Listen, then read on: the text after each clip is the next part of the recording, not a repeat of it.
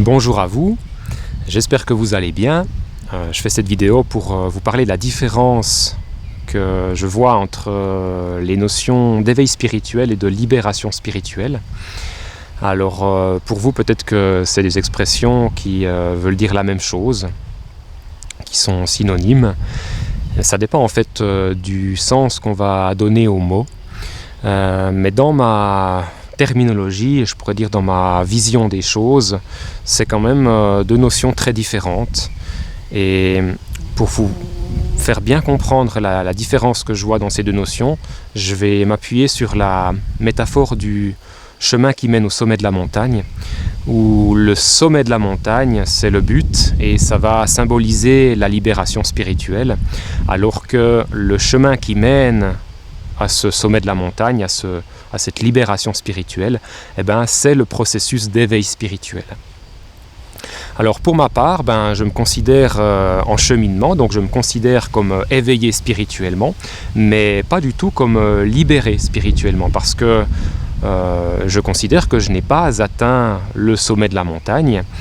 Et alors peut-être juste pour que vous puissiez vous représenter ce que c'est que d'être au sommet de la montagne, c'est donc la libération spirituelle, comme je le dis, et dans la tradition de l'hindouisme, ils appellent ça le Jivan Mukti ou le Jivan Mukta, c'est le libéré vivant. Et on en a un bon exemple dans cette tradition, c'est Ramana Maharshi. Alors lui, pour moi, en tant que libéré vivant, en tant que libéré spirituellement, il est au sommet de la montagne. Alors il y a des gens qui vont dire, oui, mais cette métaphore, elle est limitée parce que si une fois qu'on a atteint le sommet, on va voir un autre sommet d'une montagne qui était caché par le précédent sommet, etc. Donc c'est une quête sans fin. Et moi je ne suis pas de cet avis. Je pense que, une fois qu'on a atteint la réalisation du soi, avec cette conscience permanente de la félicité ou de la béatitude inhérente à cet état de connaissance directe du soi, je pense que ça ne peut pas être surpassé par quelque chose d'autre. Par contre, à partir de cet état de conscience, à partir de la libération spirituelle, forcément, l'expérience continue. Alors là, oui, il y a des choses qui vont se mettre en place, il y a des expériences qui vont être vécues, et là, après, il y a une forme de cheminement qui continue. Mais en termes de quête spirituelle, le but a été atteint. Voilà. Alors, ce qui va nous intéresser surtout dans cette vidéo, c'est la notion d'éveil spirituel, puisque je viens de définir ce que c'est que la libération spirituelle. Vous qui regardez cette vidéo, d'ailleurs, vous êtes certainement aussi éveillé spirituellement. Alors, qu'est-ce qui va différencier le libéré vivant de vous et moi qui sommes éveillés spirituellement, qui ne sommes pas des libérés spirituels? Eh bien, c'est simplement le degré de purification de notre psyché, des conditionnements mentaux, ce qu'ils appellent, de nouveau dans la tradition de l'hindouisme, les samskaras, les vasanas. Les samskaras, les vasanas, donc ces conditionnements mentaux, c'est ce qui va nous influencer et nous faire réagir continuellement par le désir et l'aversion, l'attachement, le rejet, l'attraction, la répulsion.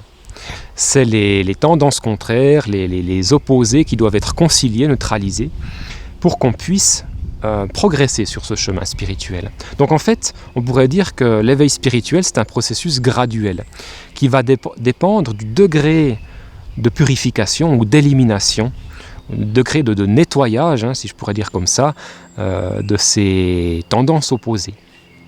Donc la psyché, elle doit être purifiée, nettoyée, libérée de ces samskaras, de ces vasanas, et c'est ça qui va faire qu'on va progresser sur le chemin spirituel. Et qu'un jour, on va arriver à cet état de libération spirituelle, où là, ce qui fait qu'on est dans cet état-là, c'est qu'il n'y a plus du tout de conditionnements mentaux à purifier. Voilà, on a fait le travail de nettoyage, la psyché, elle est complètement pure, et puis à ce stade-là, il n'y a plus rien qui peut nourrir, alimenter le fonctionnement de l'ego, et comme il est affamé, il disparaît, et quand il n'y a plus l'ego, seul le soi resplendit de lui-même, pour reprendre l'expression de Ramana Maharshi. Et à ce niveau-là, La conscience est plongée en permanence dans cet océan infini de béatitude, de félicité, et c'est totalement intégré dans l'expérience. On pourrait dire que cet état est incarné, donc le corps a intégré cette réalité, c'est le Verbe qui s'est fait chair, et là il n'y a plus de retour en arrière possible. Donc ça veut dire qu'une fois qu'on a atteint le sommet de la montagne, on ne redescend pas dans la vallée.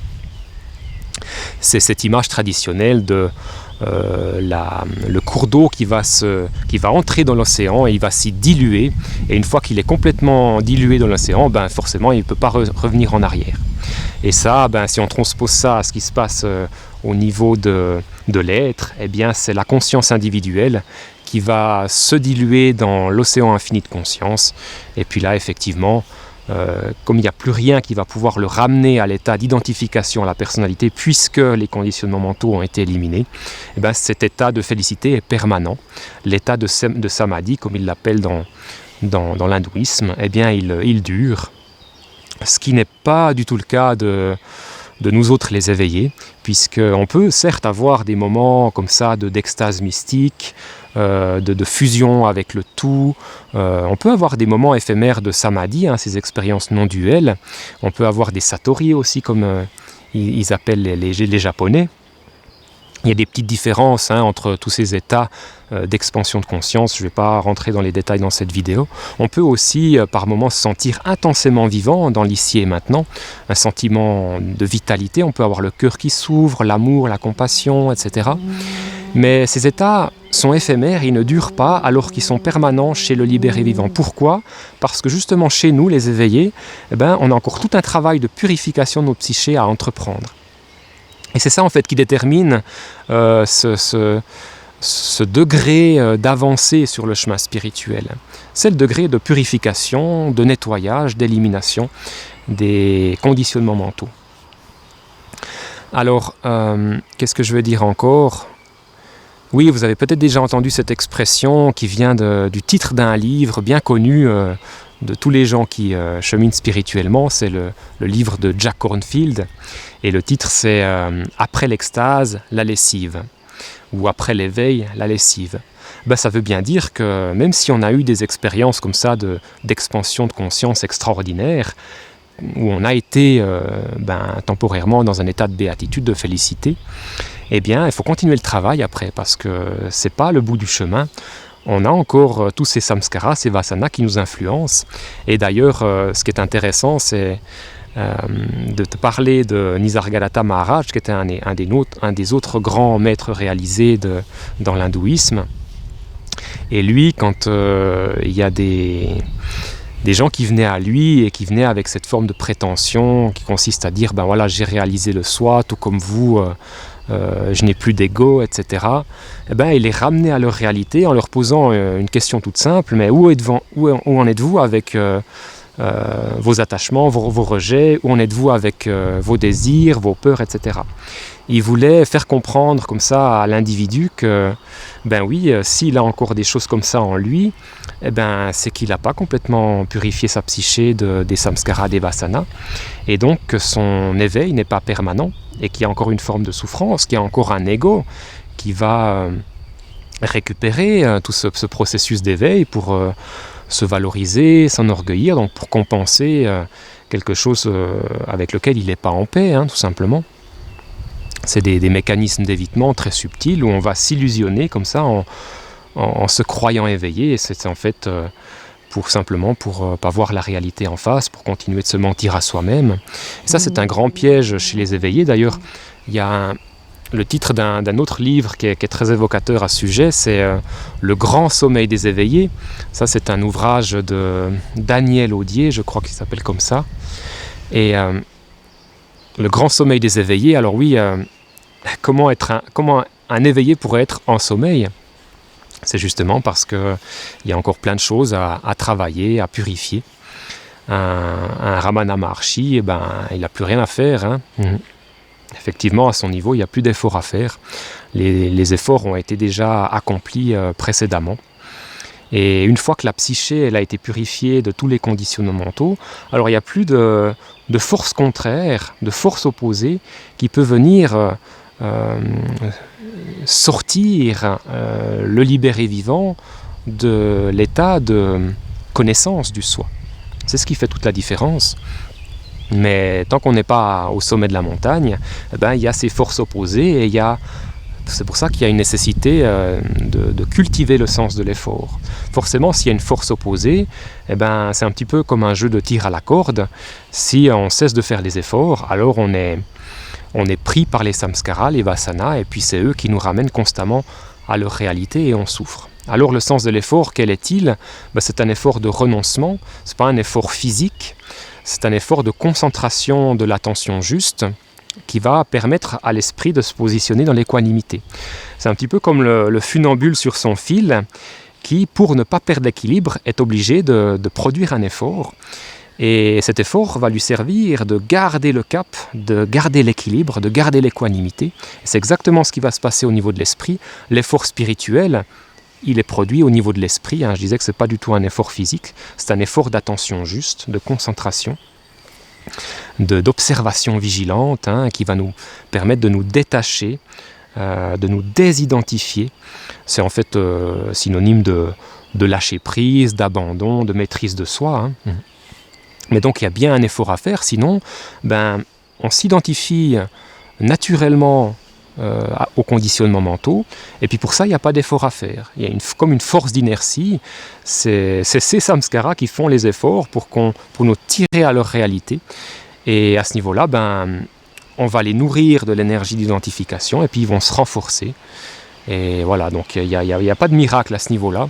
Si on veut progresser sur le chemin de l'éveil, il y a cet effort spirituel à faire, à accomplir, un effort de concentration de l'attention juste, tout simplement.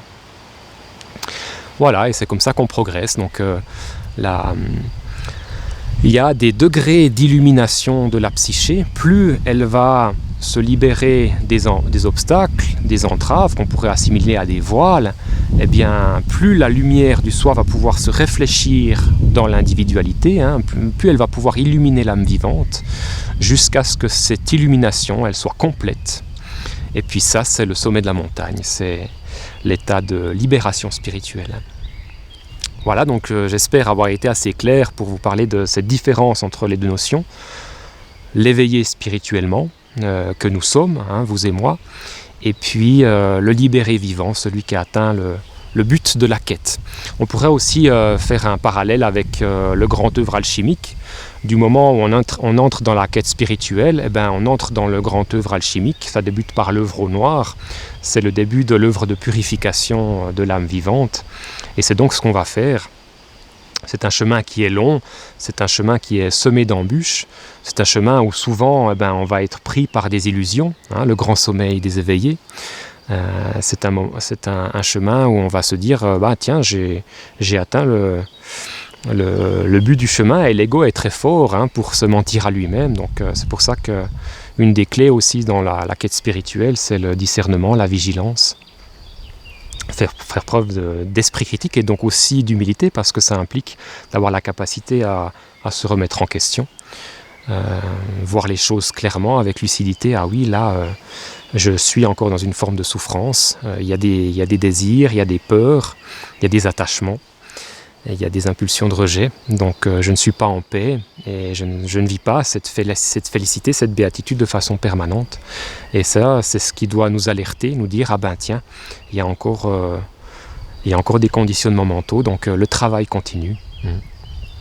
Après, c'est vrai qu'il y a des récompenses aussi le long de ce chemin spirituel, parce que plus on va faire l'effort de maintenir l'attention dans le juste milieu, dans l'équanimité, plus la psyché elle va se purifier, et plus les états de joie, de bien-être, ils vont durer longtemps. Et ça, c'est aussi ce qui est motivant sur la quête spirituelle, parce qu'on voit qu'on progresse. Mais on progresse que si on se donne les moyens. Et qui n'avance pas recule dans ce contexte-là. Et ça, j'ai aussi pu le constater. Quand on est identifié à des illusions, l'ego a vite fait de se renforcer de nouveau et de récupérer toute la dynamique spirituelle pour se valoriser. Donc vigilance, discernement. Voilà, merci pour votre écoute et puis à bientôt pour de nouvelles vidéos.